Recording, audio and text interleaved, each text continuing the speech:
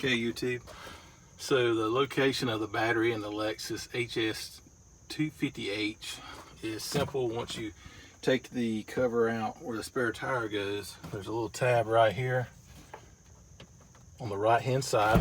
Pull it, and you'll hear it's got Velcro up here at the top. So, and there's access to your battery. So this is the battery I've ordered. Goes in there. Lexus. Ordered from the Toyota dealership. Cheaper than getting a Lexus. See? Same box as you get from the Lexus. But you save some money.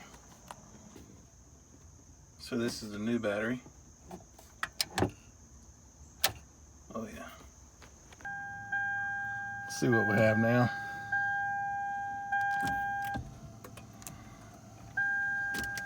Oh, lights, camera, action. So it was the battery. Easy peasy. Okay guys, so it was the battery. Replaced that. Got the part from Toyota dealership, not Lexus. Saved a lot of money by doing that. Same part as I showed you on the box. So anyway, problem solved.